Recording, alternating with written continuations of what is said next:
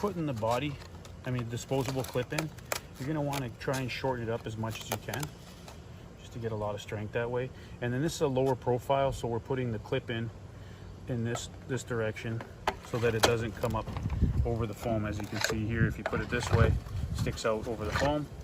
So we put it in this way, then we just take a nail just to hold it in place, and you get your screw on here.